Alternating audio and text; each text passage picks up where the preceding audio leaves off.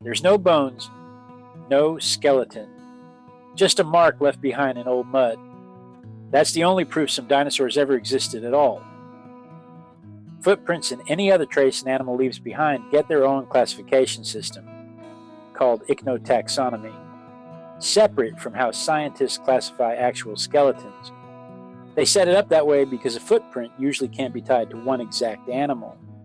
So they study what the mark itself can tell them and apply what they learn to other animals.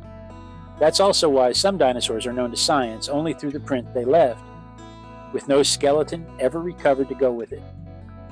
A footprint can tell you the length of an animal's stride, its gait, and how fast it might have been moving when it left the mark. The best example of that is the Paluxy River in Texas, where a herd of sauropods left tracks moving rapidly away from a theropod. That followed them for what looks like miles. Theropods are the two-legged, bird-footed dinosaurs with 3 toes, animals like Tyrannosaurus rex and Velociraptor. Sauropods are the big, elephant-footed, long-necked dinosaurs they were running from. It takes a string of unlikely events to turn a footprint into a fossil. First, it has to land in the right kind of mud, silt, or ash, something that can bake hard in the sun. Then it has to get covered slowly with more silt without washing away. And after that, the whole thing sits under pressure long enough for minerals to replace what was there organically. At the Paluxy, those tracks stayed protected under silt and ash for millions of years, until the river started changing course and exposed them. But that same process is also wearing them away. So researchers have had to flood certain areas just to keep studying them.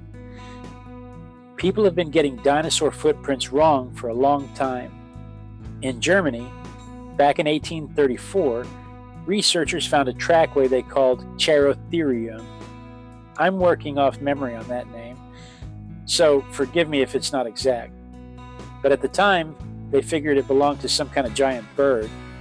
Since nobody had any real concept that an animal could just go extinct, that idea was an affront to people back then, an argument going back to the Renaissance, until animals like the dodo and the Tasmanian tiger started vanishing, and made extinction impossible to ignore.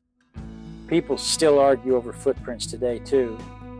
There's one at Dinosaur Valley along the Paluxy that resembles a human footprint, and some folks point to it as proof humans and dinosaurs lived together, except that footprint has claw marks on the toes, and humans don't have claws. I won't get into whether humans lived alongside dinosaurs, but I will say there are plenty of things that would upset what we think we know, if we stop to look at them. The current largest collection of dinosaur tracks anywhere is a vertical wall of footprints.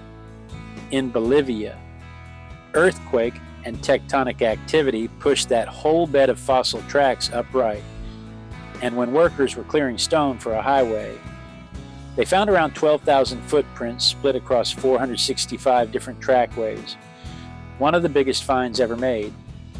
The single largest footprint on record used to be in the Gobi Desert, at 3 or 4 feet, but the new record holder is in Australia, at 5.5 feet, about the size of an abuela, left by a sauropod nobody has identified yet.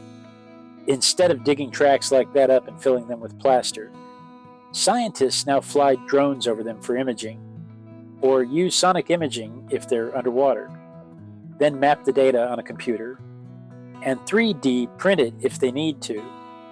That way the footprint never has to leave the ground, and it doesn't wear down any faster than it already was.